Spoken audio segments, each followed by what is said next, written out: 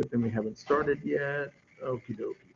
Okay, so there's 44 questions on the review, guys, and I told you that the final itself has 20. And what I did is I picked, or 22, I'm sorry. So really what I did was I picked half the questions out of the review when I made the test, okay? So remember, today and Monday will be the days that we can review. And then Monday, y'all, the test will be available as at 4 o'clock. And then just a friendly reminder that the test, and I'll pull that up again just so you guys can see what I'm referring to. I didn't need that. Let's come back here. And oops, that's not what I want either. I just remembered the substitution questions that you said to do. With like the steps. Okay, so guys, the final is going to start on Monday at 4 o'clock, and it's due by Thursday, next Thursday by 7, okay? So again, normally deadlines are normally, midnight-ish, but for the final, because I have to get all my grades submitted, the deadline is 7 o'clock. So again, just, friendly reminder, don't forget and think, oh, I'll do it tonight at 9:30, and 9:30 and everything is closed, okay? All right, so anywho, tell me which ones you want me to do. Which ones you want to go through? Are we good with one? We're good with one, okay, let's go to number 2. Are we good with 2? You want me to do 2? What do you think?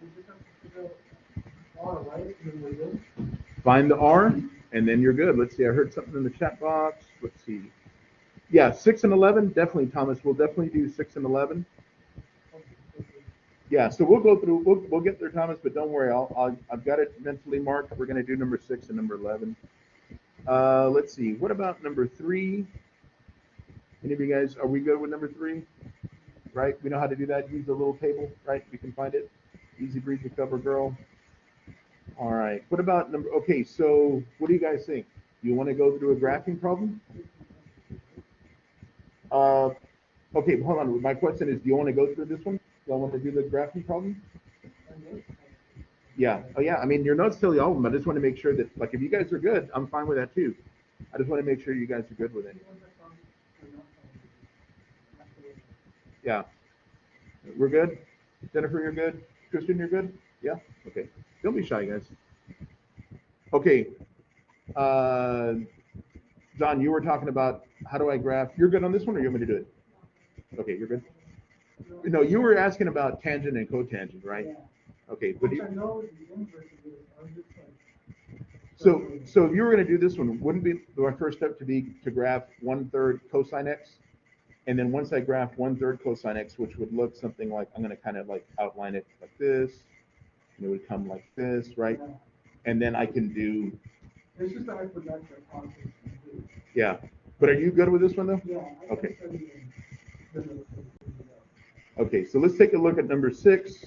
Hey, this is exactly what Thomas was asking about, John. This is what you're referring to as well. Okay, so I tell you what we're going to do. We're going to do, let me open this up. We're going to start a new page here, and we're going to come back to our problem. Let's do a little copy and paste. Okay. Ready. Copy this here. Let's go right here. Let's paste it. Boom. Okay, and then what I'm going to do, y'all, is I'm going to come back to my notes. Come back over here. Get rid of this guy. Let's get rid of that guy. Pre-cal notes. Okay, so I know this is in chapter 4, and so what I'm going to do, let me go ahead and open this thing up. Okay, and what I'm going to do is I'm going to scroll down, and it's going to be like section 4.5 or something like that. It's either 4.5 or 4.6. It's after the sines and cosines.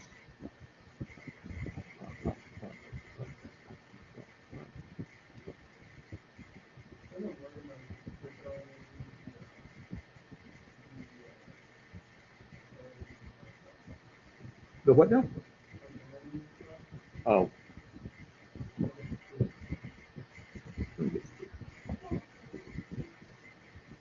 Yeah, so again, I yeah, think that's what we're.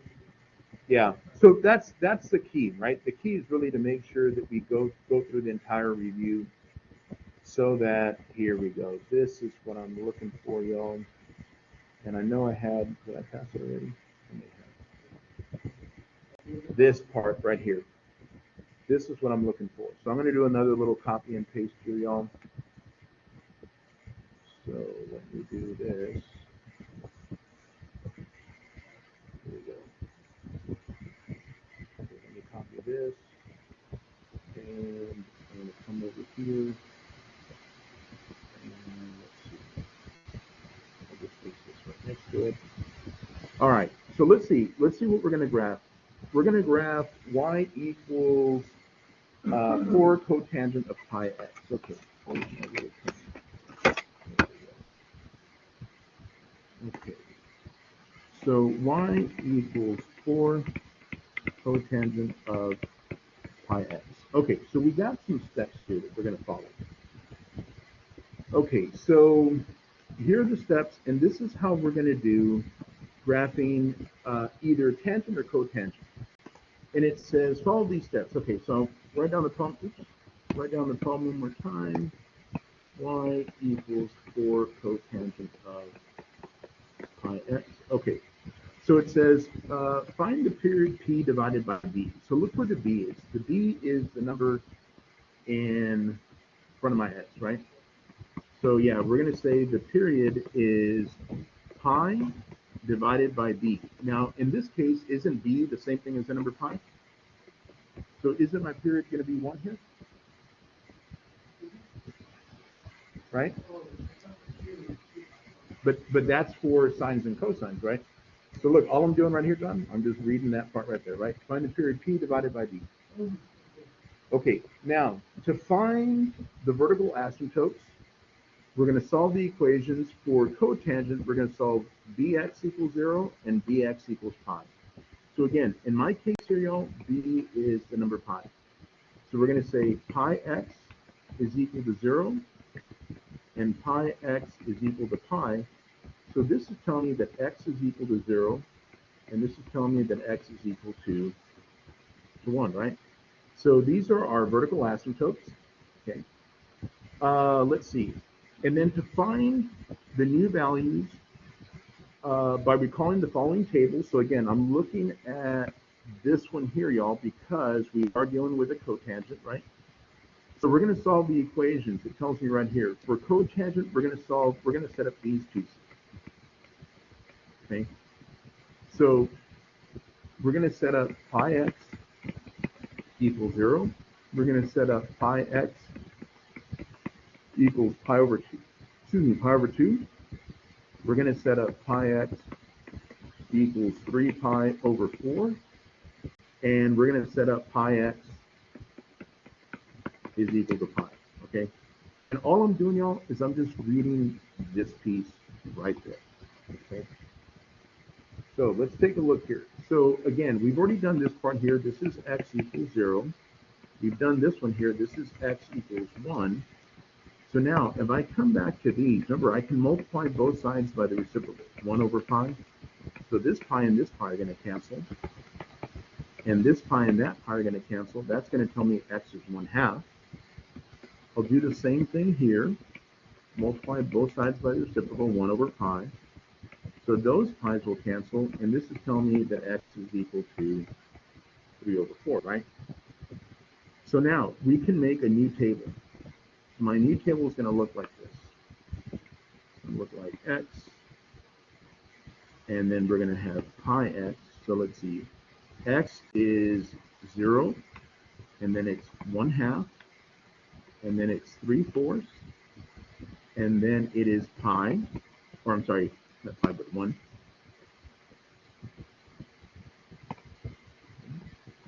And then this is still going to be 0, but this is now going to be pi over 2. This is going to be 3 pi over 4. This is going to be pi.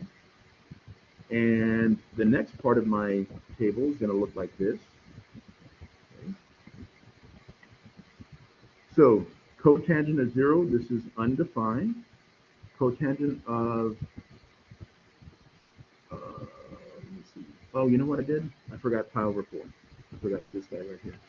Wait, right here, pi over 4. I forgot that one. Yeah, sorry, my bad.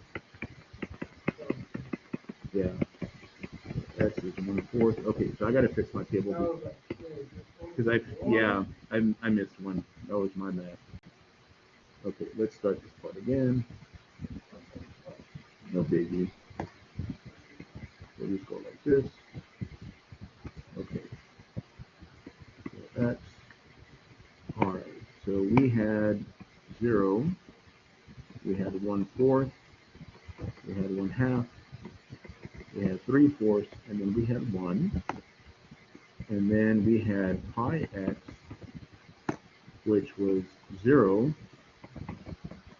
Pi over 4. Yeah, one more step, right? Pi over 2, 3 pi over 4, and pi.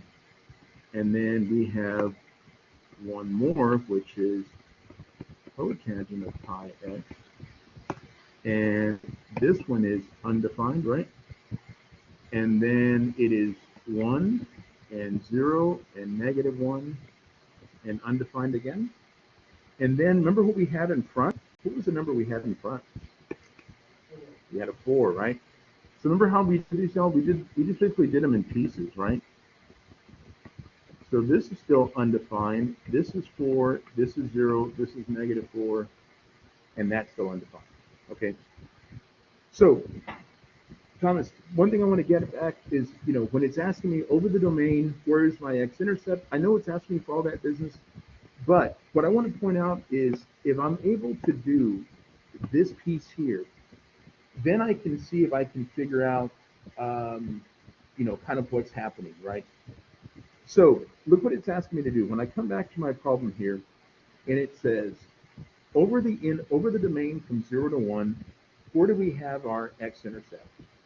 Okay, so the X-intercept is going to occur when we're looking for the X value when the Y value happens to be 0. So remember, y'all, this is my Y value, and the Y value is 0 right there. What's the X value? 1/2, right? So when I come back over here, here we go. Yeah, so because it is asking me, it has an X-intercept, it's going to be like this, y'all. 1/2 and 0. Okay.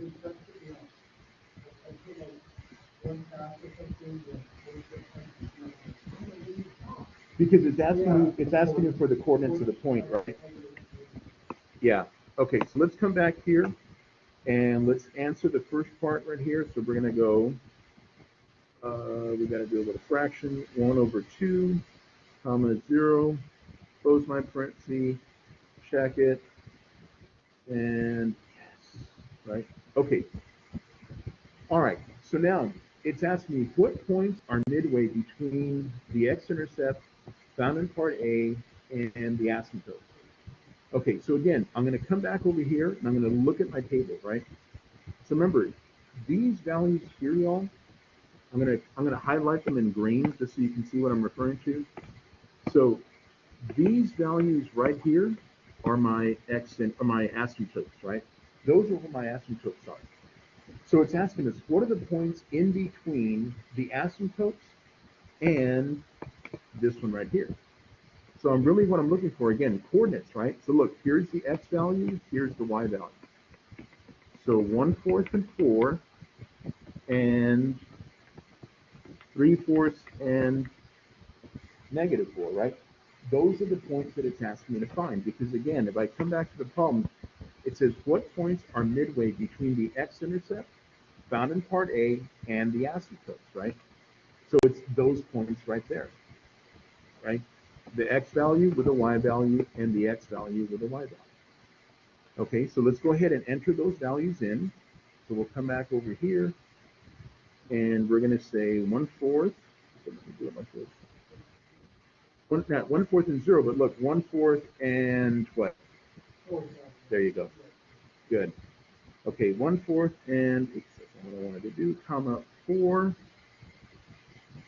And the other one was, yes, 3/4 and -4. Oops, -4. Okay. And we'll check it. like Napoleon Dynamite. Okie dokie. All right, so now it says which is the right graph. Okay, so we got to choose between A, B, C, D. We got to make the choice here. Okay, look, y'all. The easiest way for me to do this is to do something like this. Look, I'm going to draw kind of like an X-Y axis here. Here's my X. Here's my Y. For the X-axis, we're going between 0 and 1. So look, here's 1/2. Here's 3/4. Here's 1/4. Here's 1. On my Y-axis, we're going between 4 and -4. So we'll go like this: 1, 2, 3, 4. 1, 2, 3, 4. Okay. And so at 1/4, we're at +4. At 1/2, we're at 0. At 3/4, we're at -4. Remember, y'all, we have these asymptotes. I'm going to do this a little bit thicker so you can see what I'm referring to. So we have this vertical line that goes here, and we have this vertical line that goes here. And again, the idea behind the asymptotes is that it's really, really close to those lines, but it doesn't actually touch it, right? So I can see that my graph is kind of coming down this way and doing something roughly like that, right? But this here should be the basic shape of my graph. And really all I'm doing, y'all, is I'm just using this and that right there to sketch my graph, right? I really just sketched 3 points, okay? So now I'm gonna look at this right here, kind of take like a mental picture. What do I have there? And then let me come back and let me look at my choices. So let me come back here. I know it's not this one, and I know it's not this one because they're in the wrong shape. So that means it's either going to be B or it's going to be D. And yeah, I agree. B looks more like it because we're at 1/4 and at 3/4 there, 1/2 in the middle, getting really close there, really close there.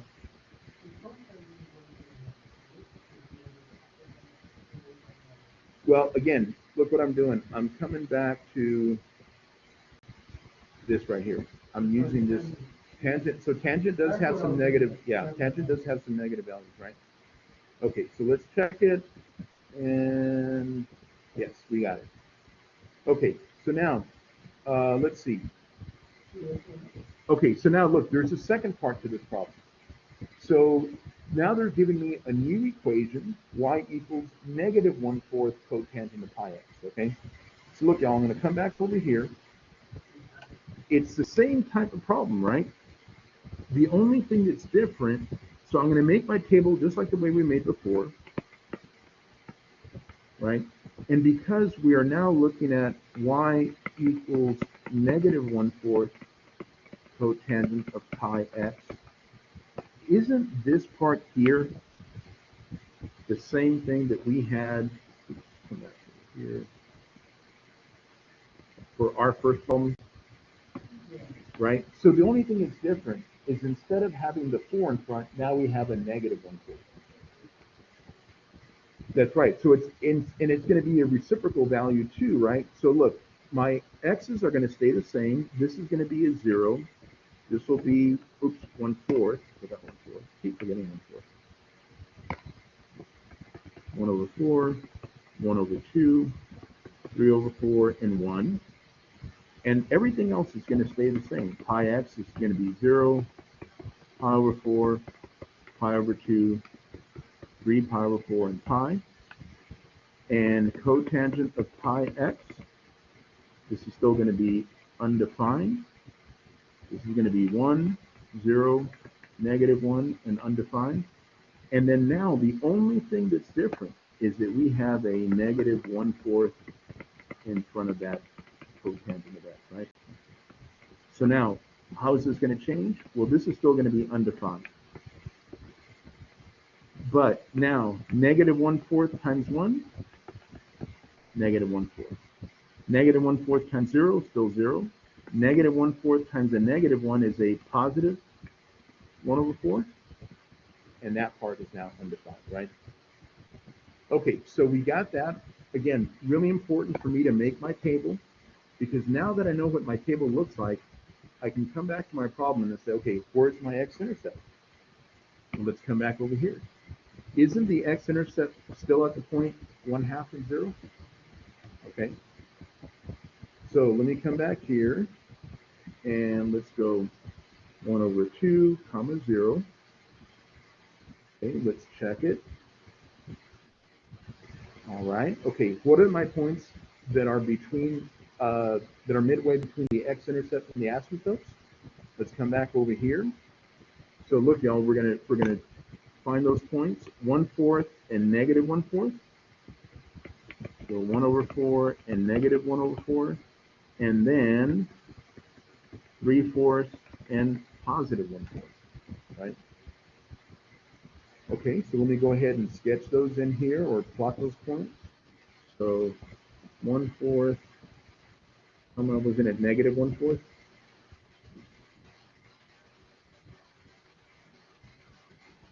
And the other one was, I want to say 3/4 and 1 over 4. Okay. Still got them done right? Yep. Okay. And we'll check. And yep, we got it. Okay, now we want to look at our graph. All right, so look, let's come back over here. And we're going to do the same thing. We're going to sketch a graph. So I'm going to draw my XY axis. Okay, my x-axis, y'all, again, is still split up 1/2, 1 over 4, 3 over 4, and 1. Let me draw my vertical asymptotes. Remember, there's 1 right here, and there's 1 over there. Okay, and now let's start plotting our points. So at 1/4, we're at negative 1/4. So I'm going to say this value right here is negative 1 over 4, and I'm going to say this value here is positive 1 over 4. So this one is here, this one is here.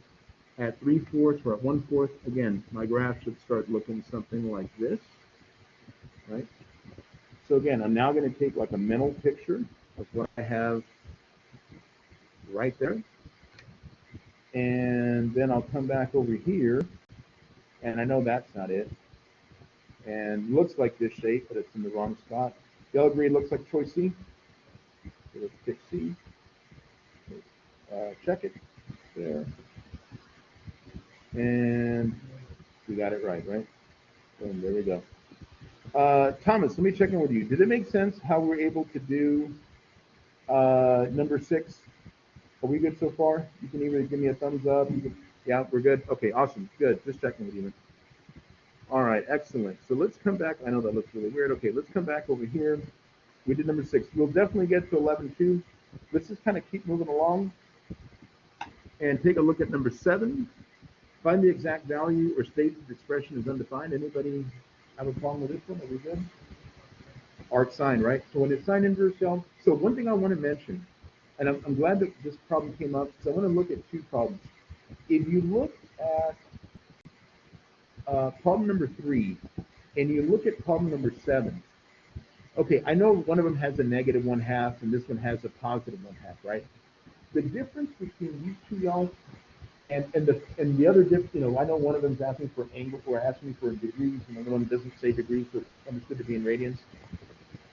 But for this one here, it says find the 2 angles between 0 and 360. This is when I'm going to use my table, and I'm going to go to my chart, and I'm going to say, okay, one is sine equal to 1/2 at 30, and I want to say probably at 150 degrees, something like that, right? So let's double check. Let's put 30 degrees and 150 degrees, and let's check it, and boom, we got it, right? Okay, now I want to look at number 7. Number 7 is saying find the exact value or state of the expression is undefined. This is when it's asking me to use the arc sine, okay?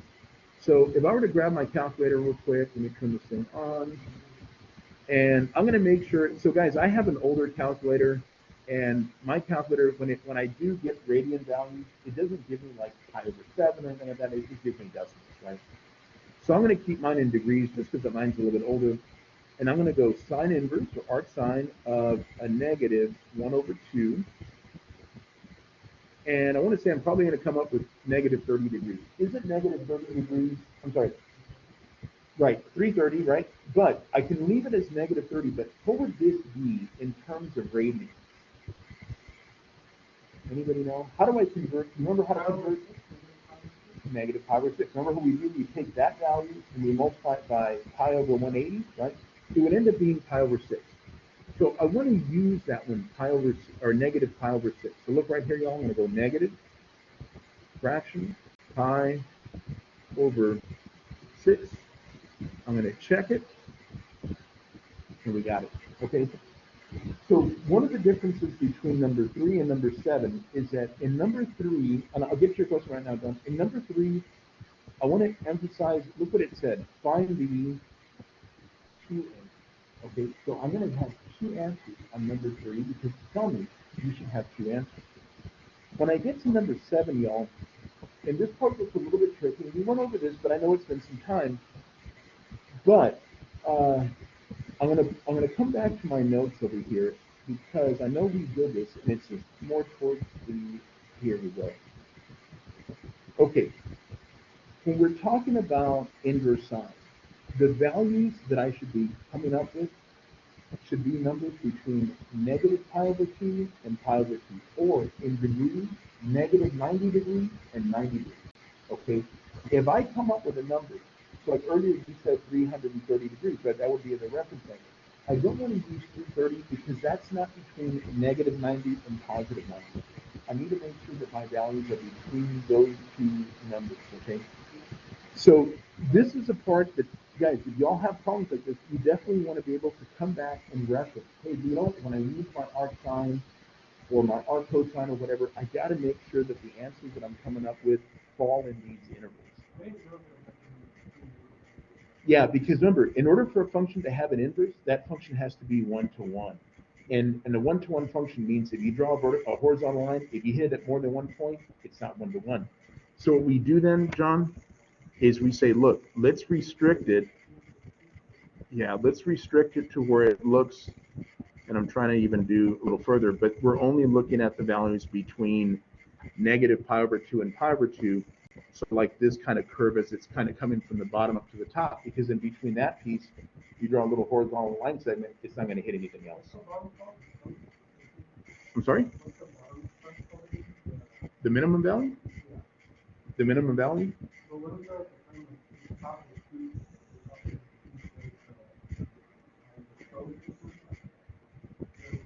I don't recall this. Yeah. Okay, so anyway, I just wanted to emphasize that, y'all, for numbers like, and show the differences between problems like number 3 and number 7. Okay, let's get to number 8. What do y'all think? You want me to, yeah? I mean, I figured it out. It's just my issue with always that. Is it learning? Okay, so let's take a look here at this problem.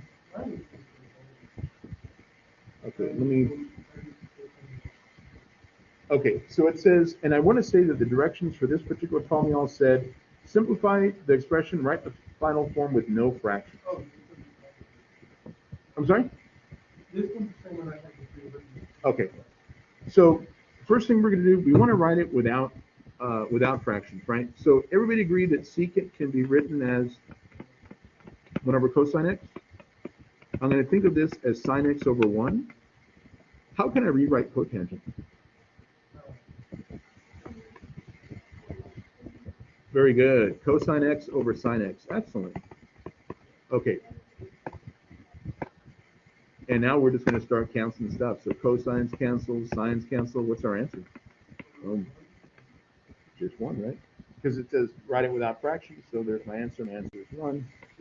We'll come back over here. I'll put 1. Oops, I didn't want to save for later.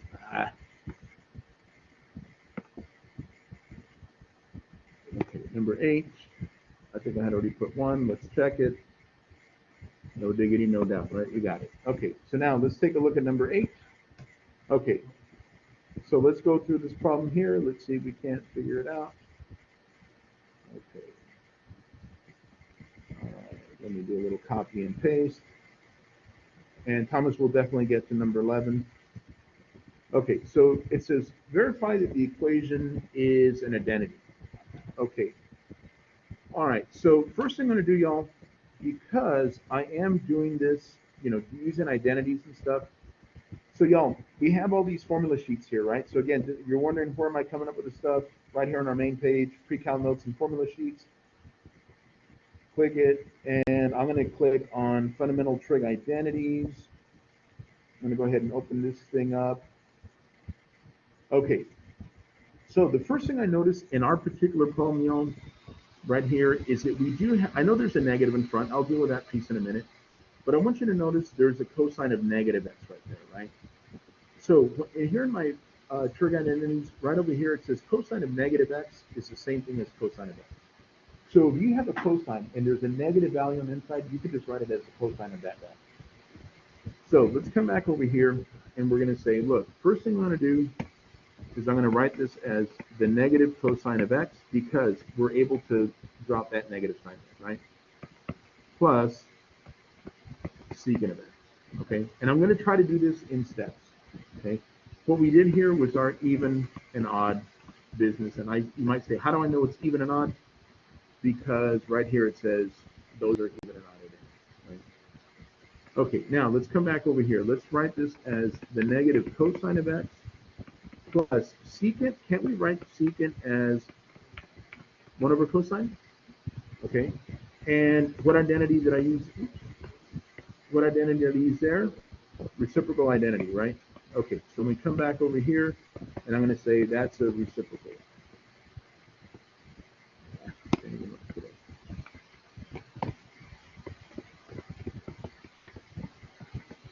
Okay, and next thing I'm going to do is, let's see, can I think of this over 1? And if we wanted to get a common denominator, wouldn't we multiply everything by cosine x? So that's going to be negative cosine squared x plus 1 over cosine x. I was just wondering, how do you multiply cosine x and those two without multiplying x? How do I? Okay, let me ask you a question. 1/2 plus 1 over 4. What's my common denominator here? It's got to be. Okay, so think about it this way. Yeah, common denominator is going to be 4, right? So didn't we multiply this one by 2? So we got to do that one by 2. And this one we didn't change, so we're not going to change that one either. So my answer is 3/4, right? And think about it this way. Think about this, John, in terms of money. $0.50. How much is $0.50? 50 cents. 1/4 of a dollar is 25 cents. That's 75 cents. 3 out of 4 quarters, 75 cents. You're doing it to one fraction, but you're doing it to both the top and the bottom. But if you do it to one fraction, it doesn't mean you got to do it to any of the others. Just whatever you do to the bottom, you got to do the same thing to the top. Good question. Okay, so isn't this here, y'all, just algebra? Right? This is getting common denominators, just algebra. The next step, how can we write 1 or cosine squared x minus 1? Pythagorean identity, very good. So this here, y'all, is going to be sine squared x over cosine x, and this is one of those.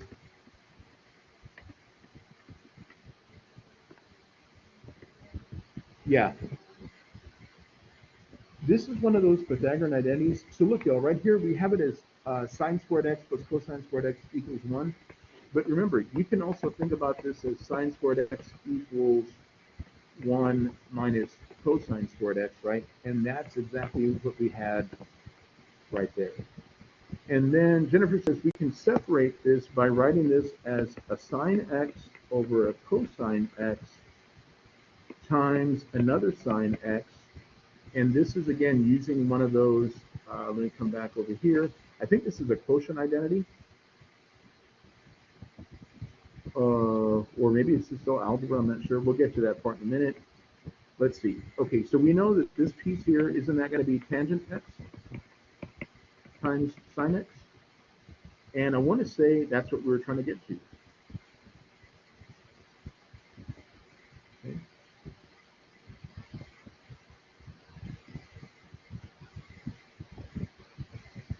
Okay, so now look, we're going to go through the problem on Alex, and we're going to start checking our answers. Okay, so let's see. What's the first thing we did? We wrote this as negative cosine x plus secant x.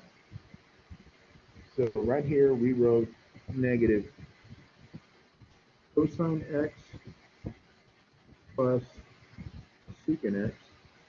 And this was one of those odd and even. We're going to validate it, okay. And then the next thing we did is we did our reciprocal identity, which was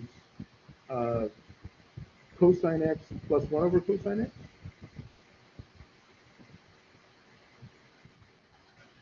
Oh, negative. Oops, my bad. Negative cosine x plus.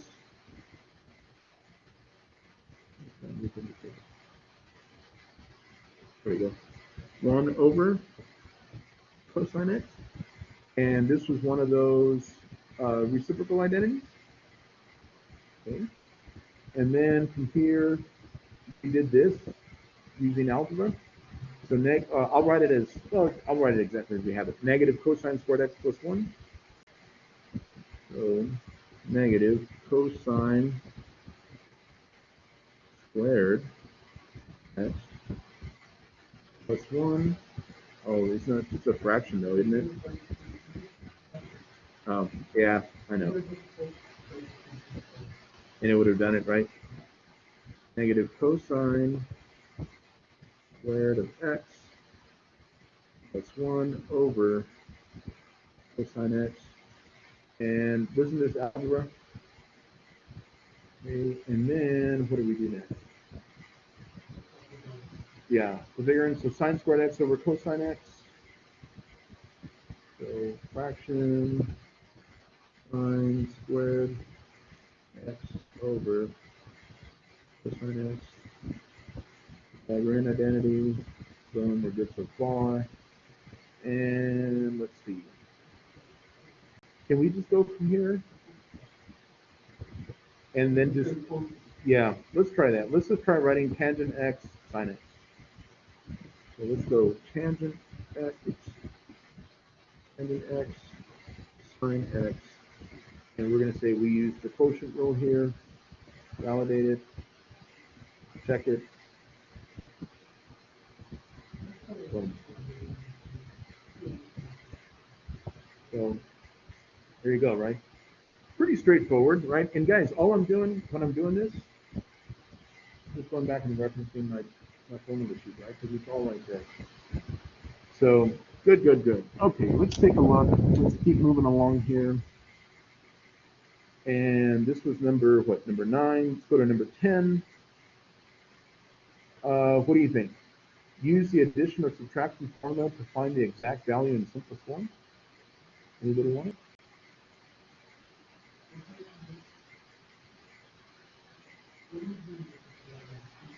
Okay, so let's do this. Let's come back over here, and we're going to copy this guy down, and come back over here. Let's paste it. Okay, and the directions say we're going to use an addition or subtraction formula. Okay, so I'm going to come back to my formula sheet again over here. Addition or subtraction formula. Hey, so look, I'm looking at this piece right here, these, and when I look at what I have here, doesn't this look kind of similar?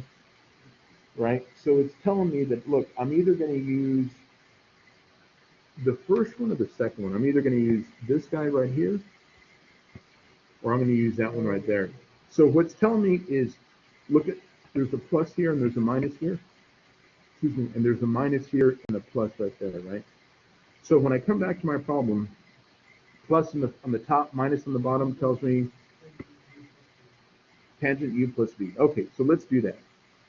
So we're going to say here, this is going to be tangent of 17 pi over 15 plus, what's that, pi over 30? Okay, so we need to get these two together. So if I'm doing this, I'm really adding 17 pi over 15 plus pi over 30. So we just talked about this right now. What's our common denominator? 30. Okay, so we're going to multiply this one by 2 and this one by 2. So we know that's 30. 2 times 17 should be something like 34 pi plus pi over 30. So that's what, 35 pi over 30. We can divide them both by 5. So isn't that 7 pi over 6? So really what we're evaluating here, y'all, is the tangent of 7 pi over 6, right? And if we're trying to find that, you can either use your calculator or you can come back here and we can look at this table. And look, here's 7 pi over 6. And the tangent of 7 pi over 6 looks like it's going to be square root of 3 over 3. Got it right there. So we'll come back. We'll come back over here. And we're going to say our answer is square root of 3 over 3. Check it. Boom. You got it, right? So the nice thing about these problems, y'all, like when we look at this problem, to me, the problem looks somewhat intimidating. Like, hey, what do I do? But the nice thing about it is they tell me, hey, use one of those formulas. So I'm able to come back, look at my formulas, and then do a little stare and compare and figure out which one of these formulas is going to apply to my particular problem, right? All right, so now let's get to number 11. I know, Thomas, you had a question on number 11. Let's see if we can figure it out. Okay, we're going to do the same thing here. It says find the exact value, write your answer as a simplified fraction. So let's do a little copy and paste and see if we can't figure this piece out. Okay.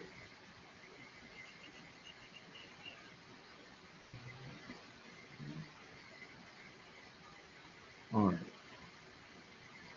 Find the exact value, write your answer as a simplified fraction. Okay, let's see, what are we going to do here? Dude, I remember how to do this. All right, tangent inverse of 5/12. Okay, so when I look at, come back over here real quick, y'all. This one here. Okay, so here's my table, right? And it's asking me for like tangent inverse of 5/12 and stuff like that, and I don't see any of those values here on my chart. Okay, so let's see if we can do this. Let's see, tangent inverse of 5/12. If I'm trying to find the tangent inverse of 5/12, all right, isn't this telling me that I'm going to have a triangle somewhere, right? Here's my theta. Wouldn't this piece here be 5? And wouldn't this piece here be 12? Because the tangent, isn't it equal to the opposite over the adjacent? Okay. Could I find the value of r? Okay, so wouldn't we say that r squared is going to be 5 squared plus 12 squared? So 25 plus 144, isn't r squared equal to 169? So r would be 13, right? Okay. And then mine is cosine inverse of 3/5. Cosine inverse of 3 over 5. Okay, let's see. Yeah, this would be 3, this would be 5. So we still got to find the opposite side. So wouldn't we say that 5 squared is, let's call this y, is equal to 3 squared plus r, or y squared, I'm sorry. So 25 equals 9 plus y squared. Subtract 9, 16 is y squared. So what's y? Y squared. Okay. So this side here is 4. Okay. So I'm trying to see if I can figure this out off the top of my head. So the cosine of one angle, let's call this theta 1 minus theta 2. Okay. All right, so look what we have here, y'all. We have the cosine of theta 1 minus theta 2. I'm calling this one theta 1. I'm calling this one theta 2. Okay, so I'm going to come back to my formula sheet over here. And right here, y'all, we have a formula. and it says the cosine of one angle minus another angle is the cosine of UV, cosine of U, cosine of V, I'm sorry, plus sine of U, sine of V. So that's what I'm going to use to do this particular problem. So look, the way I'm going to write this here, y'all, is I'm going to say this here is going to be equal to the cosine of theta 1, cosine of theta 2, and then plus sine of theta 1 and sine of theta 2.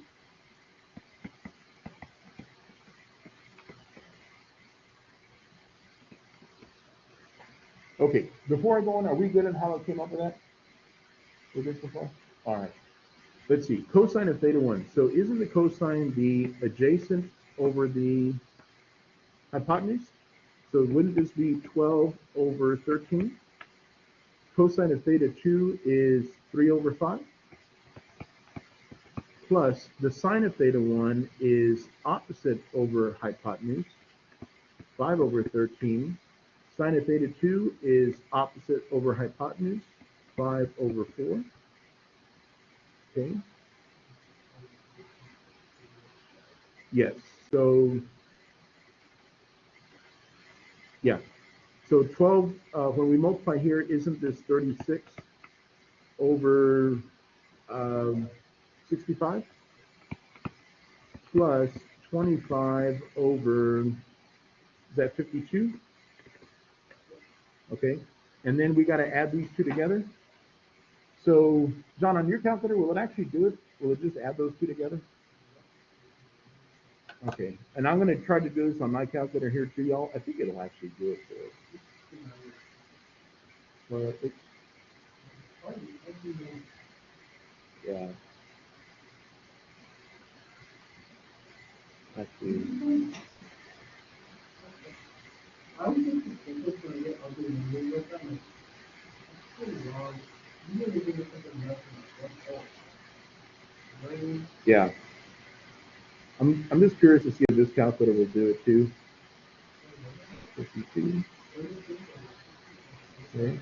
And then we're going to go math, and we're going to go fraction. 269 over 260? Yep, that's what we got. That's what we got too.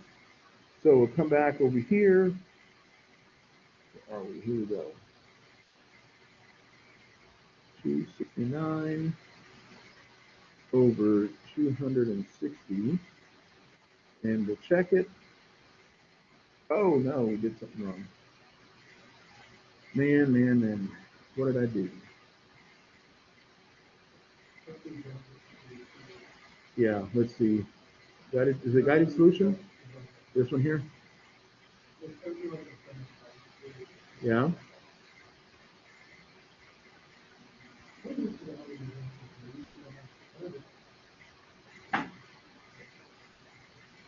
All right, so let's take a look here. We drew our picture.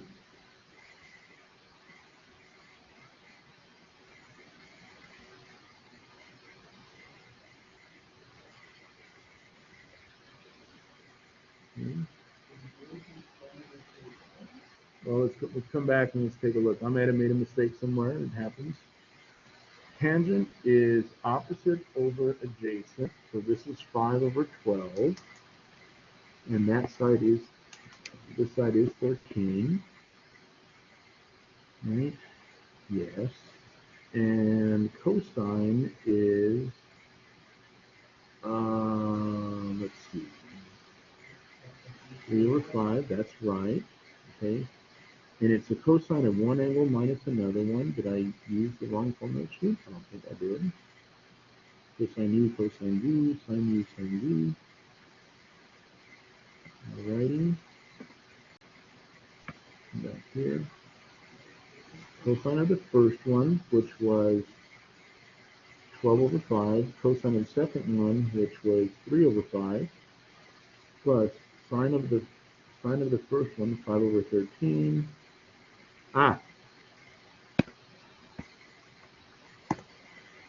Sine of theta 2, isn't it 4 over 5? That's where I made my bad guess. Okay, so everything is looking good. This number right here should be 4 over 13. Okay. So I can multiply this guy here by 5, this guy here by 5. So that's going to give me a 65. That's going to give me a 20. So 36 and 20 is 56 over 65. That should be my answer right there. Okay.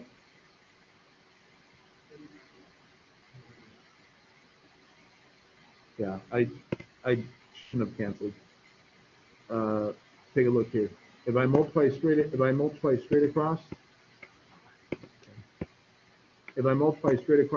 5 times 4 is 20. 13 times 5 is 65. So 56 over 65. Okay, so now let me come back here and let's check. Let's go, recheck. Try again. Yeah, let's see.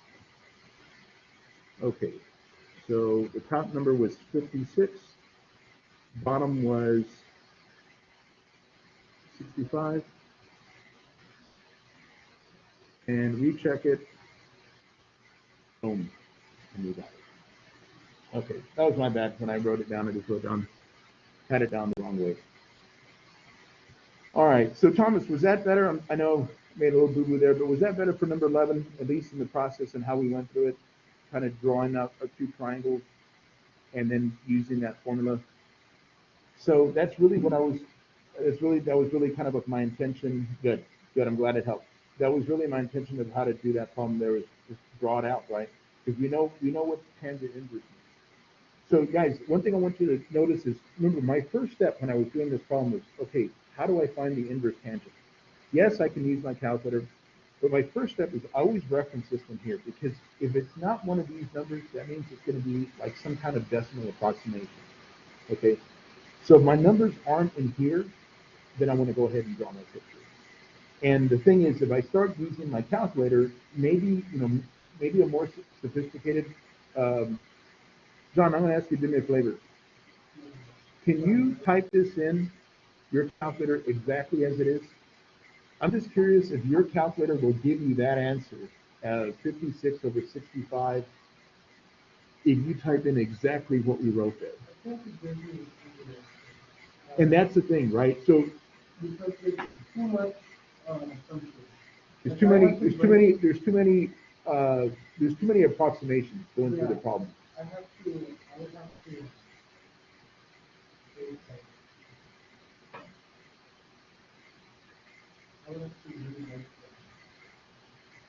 solve a bit of it and then Okay. So the main thing here, y'all, is the reason why I'm using that chart, again, like I said, if it's not nice and pretty numbers, then your calculator is doing a lot of approximations, and it's probably. So it gives me the decimal, and then I get approximate subtraction. Okay. I don't know why it's using the approximate. You use approximate subtraction first. It just gave you the decimal answer first. Yeah. All right. So let's keep moving along here. Number 12. What do you think? You know how to do this? It's telling me the sine of my angle is negative 12. I'm sorry? How to do sine 2 theta and all that stuff. Yeah. So once I know what this is, we should be able to find sine of, because if we know what the sine of theta is and we know what quadrant we're in, can we find all values? And then we'll know how to find the sine 2 theta, cosine 2 theta, and tangent 2 theta.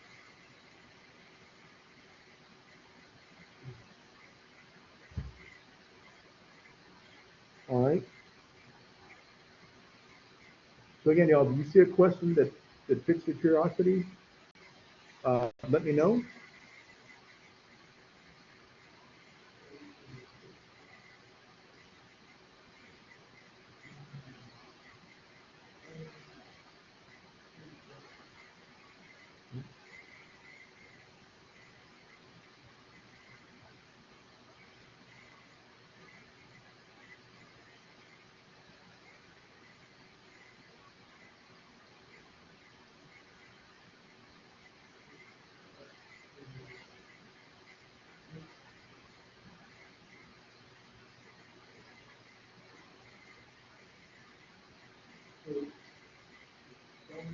I don't know, like, sometimes it's just, I don't remember exactly how to do it, and now forget to do it. Okay. Like, I'll know how to do it, I just haven't got, I end up doing it.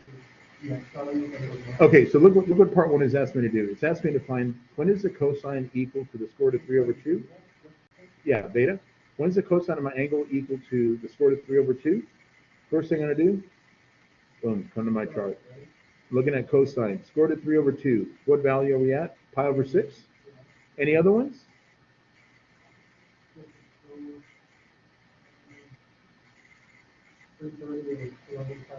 Okay, so we got pi over 6 and 11 pi over 6, right? So I'll come back over here, and I'm going to go fraction pi over 6, comma, fraction again, 11 pi over 6. Okay. And what about for the next one? So it's negative, right? So we'll go like this, come back over here. Negative square root of 3 over 2 should be 7 pi over 6, and should be another one. 7 pi over 6, I probably missed one over here, and 5 pi over 6. So both 5 pi and 7 pi over 6, right? So I'll come back over here, and I'll go fraction 5 pi over 6, comma, fraction 7 pi over 6. We'll check it. Okay. Why is that a question from the state? Like, what if it's doing something that is different from your finding outside of something else? There's no difference, right? It's the same thing. Was this a different fraction, or is this the same fraction with a different way? This is probably 4.7. That's the same idea, right? All right, let's go to number 15. Is the cosecant of the angle B equal to C over A?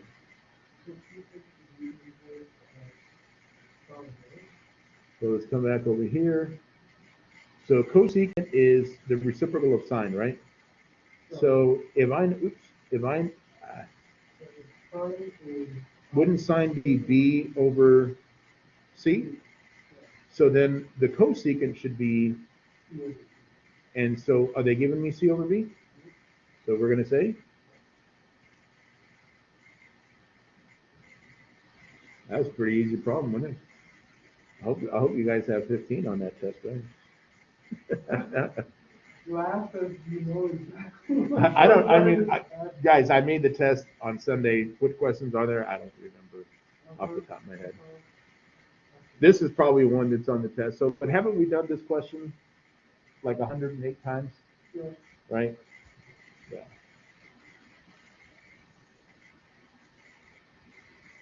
Quickly then, just because I know I'm going to have trouble on this test again, but I always have trouble on this function. Okay, let's take a look. So, that's okay. This is what we're doing. We're going through all this stuff to make sure we're all good with this, right? Is this the one with 2? That's the one I really have trouble with. I don't know. We're going to try it, right? You said let's try this problem, so let's try it. Let's see. Let's come back over here. Okay.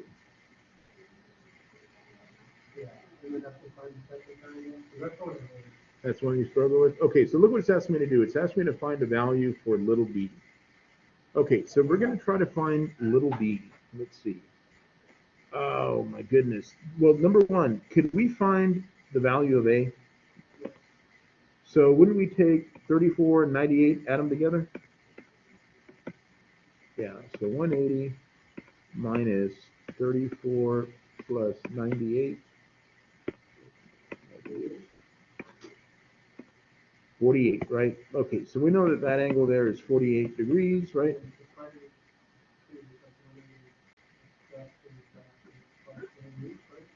Yeah, so I added these two together and then subtracted their sum from 180, right? To find the second what? Oh, well, we haven't gotten there yet, right? Let's do this problem, right? Is this a second triangle problem? I don't know. We're gonna solve the problem. It's asking me to find the value of little b, right? Okay, let's find the value of little b. So guys, couldn't we say that b over the sine of b is equal to 58 over the sine of 98? Okay, so then we'd have to multiply everything by the sine of 34. Right, these are all obviously degrees. So we're going to say b equals 58 sine of 34 over the sine of 98. Let's do it. 58 sine of 34. Yeah. Sine of 98. Yeah, I put it in degrees earlier. Okay, so I'm coming up with 32.75. And I don't know exactly what it's asking me to round to. One decimal place. So if it's 32.75, 32, what do you say, John? 0.8? Check it. Oh, we got to find, oh, we got to write the exact dealio. Yes. Okay, let's write that stuff down. 54 fraction sine of 38 degrees divided by the sine 98 degrees. Boom. There we go. And then we came up with, I had to figure out what it was, 32.8.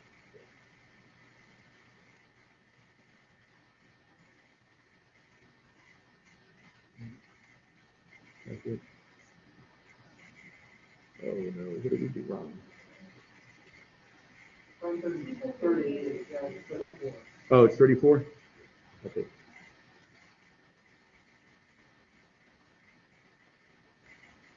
No? 58. What did I write?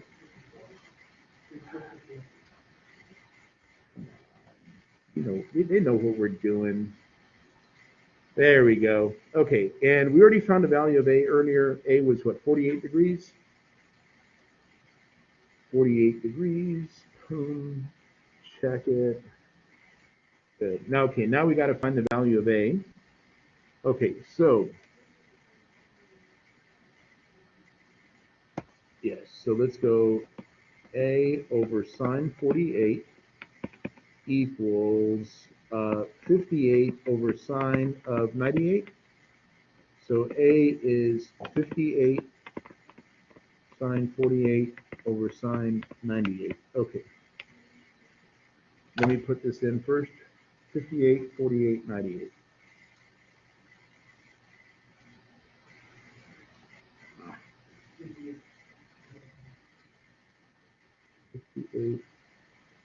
Sine 48 degrees, sine 98 degrees. And I'm sorry, Jennifer, what did you come up with? 43.5. Let's check it. And you're done, right?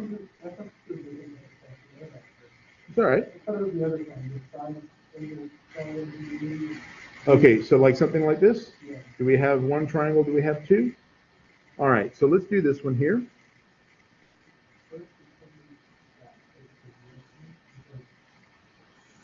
Well, so let's do this in pieces, right?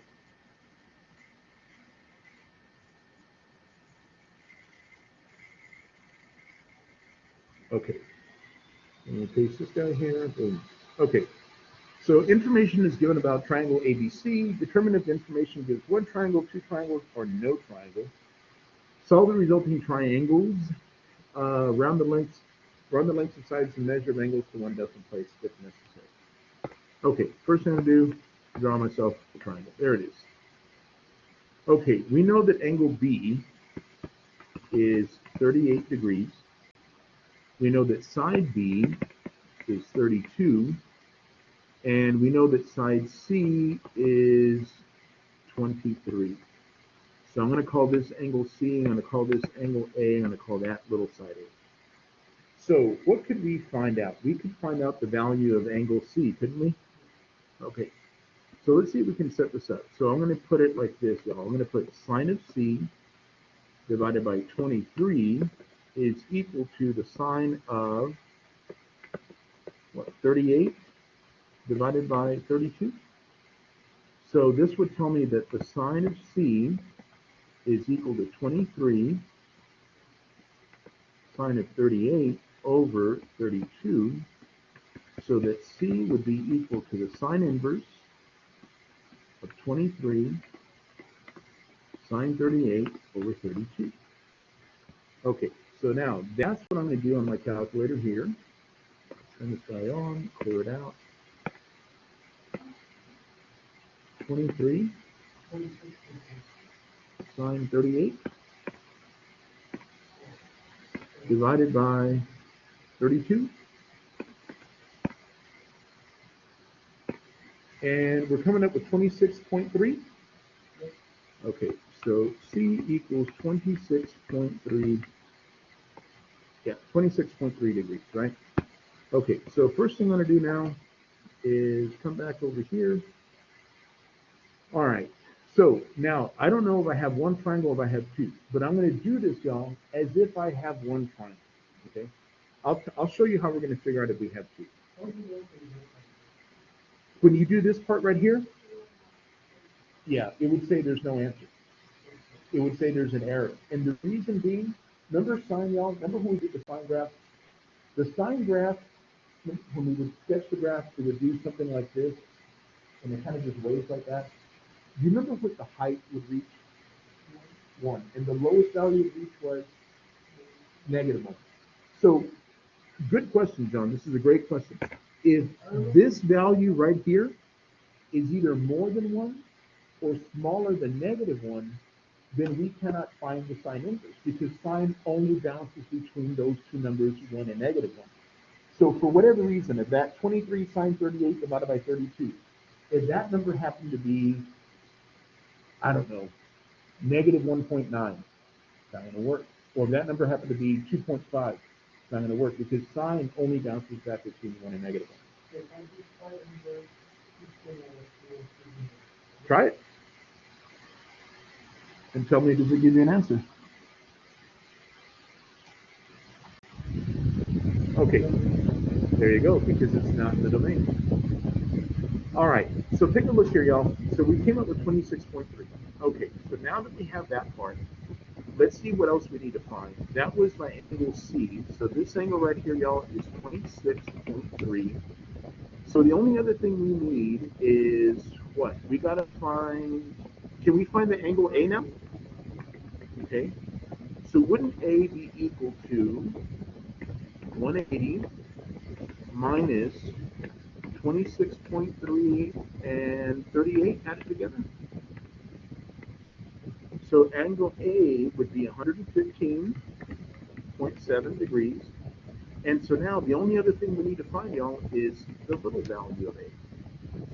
So we would say that A divided by the sine of 115.7 equals 32 over the sine of 38, because I'm using the values that we already have.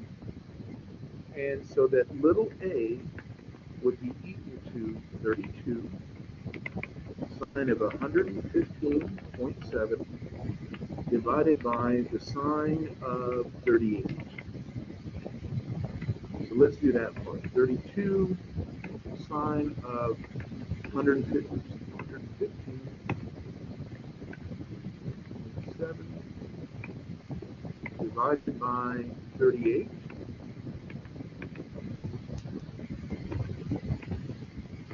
And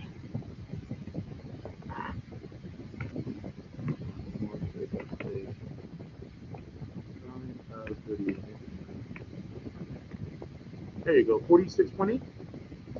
Okay, so little a is 46.8. And okay, so now, so what did we really find before, y'all? Didn't we find the value of little c, angle A, and little a? Okay, so the question is, how do we know when we have a second triangle? The way we know is once we find this value right here, what we do is we say, look, when is the sine positive? The sine is positive in both quadrants 1 and 2. So if one of those angles happen to be 26.3 degrees, then that's right.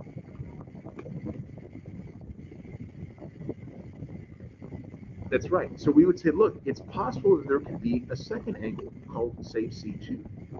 And the way we would do that is we would take 180 minus 26.3 degrees. So 180 minus 26.3. And that would give us 153.7 degrees, right? What was the angle that we already knew? The angle that we already knew was B, which was 38 degrees. And if we add those two angles together, we end up with something bigger than 180 degrees, which we know we can't have. So we're going to have one triangle with these values here. So we're going to say there's one unique triangle. And what do we get for angle A? 115.7.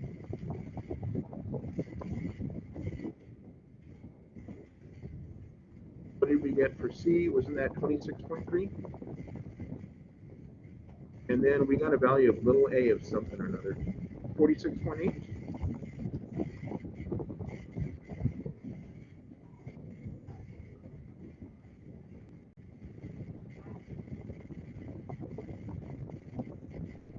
That's right.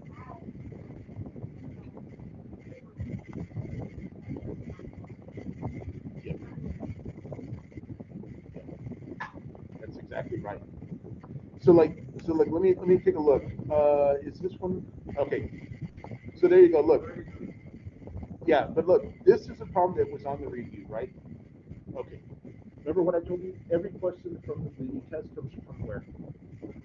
Okay, so did this one have one triangle or two? So that means when you take your test, what are you going to have? The one, right? Because again, I based it on the review stuff, right? But like Jennifer said, y'all, this you would do the process exactly the same way, right? Solve your first triangle. Once you're done with that, go back to that first angle you found, subtract it from 180, add the original angle that you were given. If that value there is more than 180 degrees, you're not going to have a second triangle. If it's less than 180 degrees, you are. Let's see, I heard something in the chat here. Yeah, so Thomas, it should only be the one on the final. It's going to be problems that are taken directly from here. And I think the way Alex works is when I'm making, like when I'm picking the question, like this particular question, whatever, I'm going to make this up. This question was 6.2, number, I don't know, 21. Uh, and it always, and it does that little reiteration, right? But if I do the try another, every single time I do try another, it's still going to be a one triangle type problem. It won't be, okay, now this is a two triangle. You know what I mean? If it was a one triangle to begin with, it'll stay as a one triangle. If it was a two triangle, it'll stay to be a two triangle. So it should work out that way, okay? So I don't think they're going to have a two triangle. I'm pretty confident that's the way it is. Oh yeah, no, you still that's what it's supposed to. Oh no. Yeah, you're right. I'm sorry. I misread it. I misread your question, Thomas. No, you do get two attempts on the final, just like you did on test one, test two. You get the two shots. Yeah, you still get the two shots, guys. When I set up the test, I set it up exactly the same way. So again, friendly reminder, y'all. The final is due by 7 o'clock on Thursday. It'll be open up this Monday. But remember, if you do your, like, my whole thing is, if you're gonna do it Thursday, do it early enough, right? Don't do it at 6 o'clock because now you got an hour to take the clock, right? It's pretty much that simple. All right, let's see. Number 19, I think we've done this problem a bunch of times as well. Let's see, 20. Haven't we done this one too? Right? Yeah.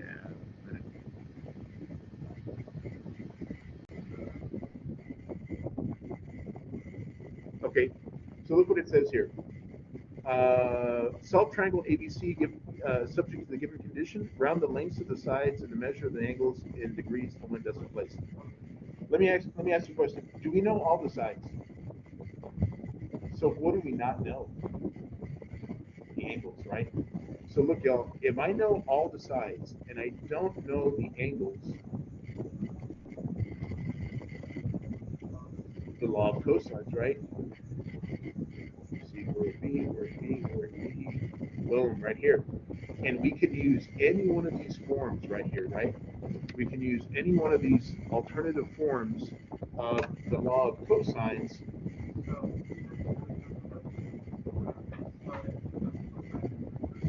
Yes, cosine inverse, right? You would end up doing cosine inverse. So I'm going to use one of these so that I can find, say, angle A. But then once I find angle A, wouldn't I go back and use law of sines to find, say, angle B? Because then I can do sine of B over B equals, right? I mean, you could do the law of cosines for every one of those angles. It's just more of a process. You know what I mean?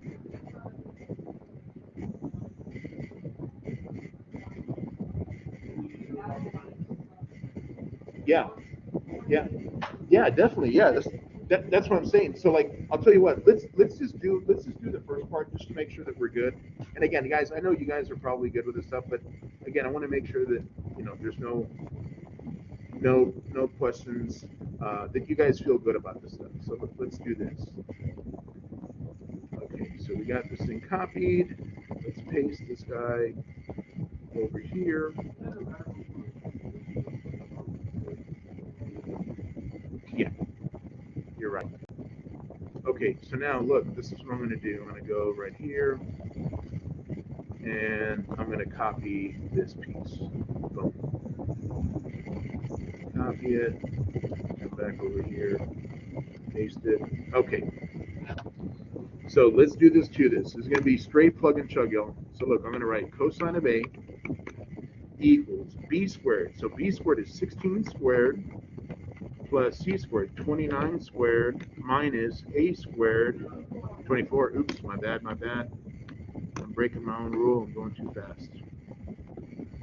24, thank you all for catching me, minus 29 squared all over 2 times B, which is 16, times C, which is 24.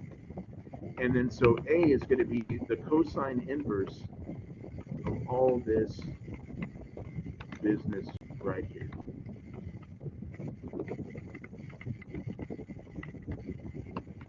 Okay, so to me, guys, this is the hardest part, is just entering this business on my calculator. All right, turn it on. I'm gonna make sure I'm still in degrees. Yes, I am. Okay, cosine inverse. And I'm gonna do like multiple parentheses. So this is how I'm actually gonna enter this in on my calculator, y'all. Like this and like that. So parentheses 16 squared plus 24 squared.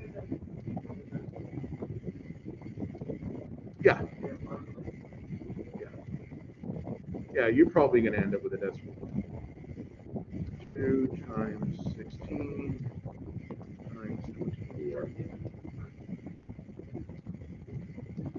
Okay, and then I'm going to hit enter. Did y'all come up with 90.7? Okay, so we know that angle A is 90.7 degrees. Okay, so now when we do that, can't we do this? Like, say, I'm going to make this up. Say we want to find the angle of C. Wouldn't we say the sine of C over 24 equals the sine of 90.7 over the value of little a, which was 29? So then the sine of C would be 24 sine of 90.7 over 29, so that C would be the sine inverse of all of this.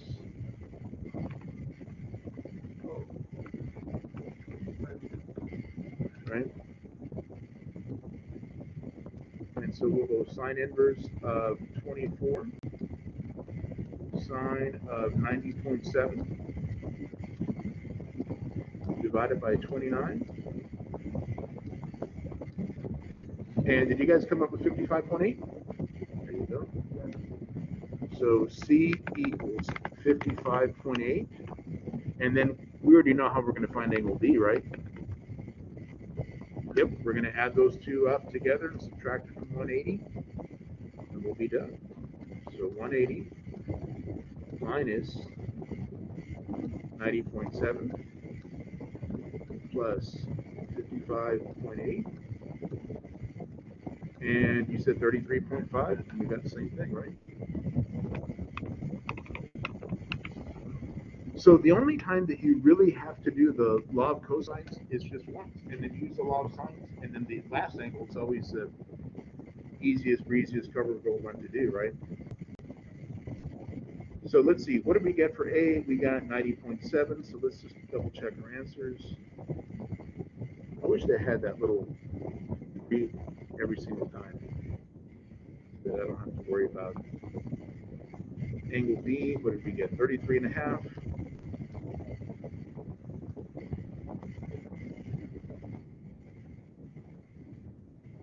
And angle C, we came up with 55.8. That'll work, right? Of the first two work, the last one has to work. Got it. 22. You know how to plot polar coordinates? Pretty straightforward.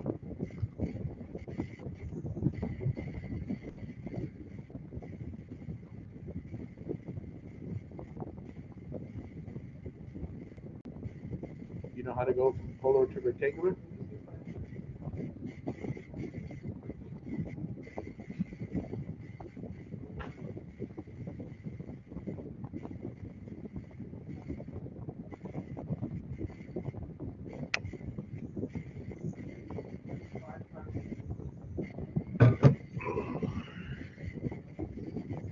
I'll tell you real quick. There you go.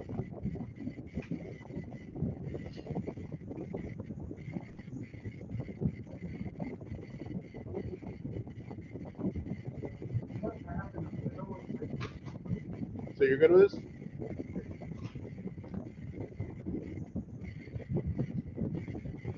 How do we go from rectangular to polar?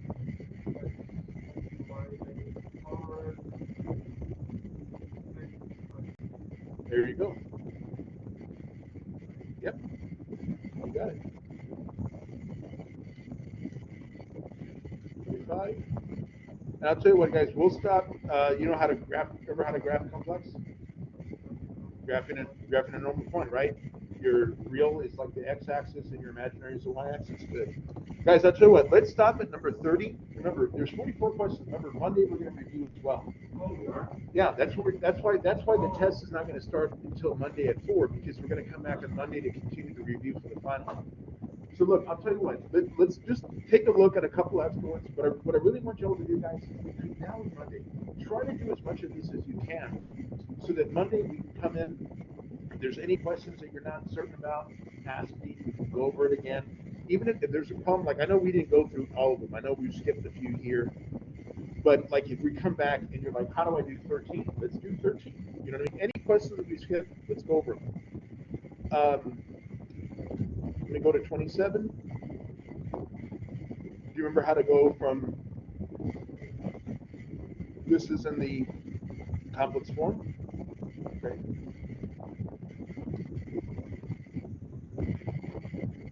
How do I multiply complex numbers? I'm going to pull this up right here, y'all. We got some formulas right here. Here's how we multiply complex numbers. Here's how we divide complex numbers, right?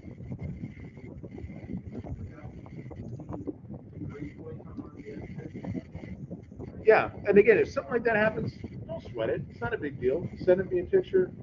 So guys, on the other test, I guess it was test 2, right? Yeah, I really just with the first show, but then the second time when I did like the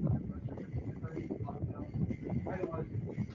Yeah. I messed up, forgot to do the symbol on the second retime. Oh. Yeah, so if something like that happens, don't sweat it. Take a picture of it, send it to me. Guys, again, remember, everything shuts down at 7 on Thursday, right? So if you message me like Friday or Saturday or Sunday or next week, hey, sir, by the way, on my test, this happened. Guys, I'm not going to see them, right? So make sure you do that stuff, before Thursday. If something like that happens, if it's like, sir, on my paper, when I worked it out, I had negative square root of 3 over 2, but when I wrote it down, I just put square root of 3 over 2. If anything like that happens, let me know. Let me know. The sooner, the better. Okay. So the sooner you know there's a mistake somewhere, let me know, and then I can take care of that kind of stuff for you. Just make sure you do it early. If you do it too late, I may not see the message. And the last thing I want is for something like that is something that's so minor to affect your grade.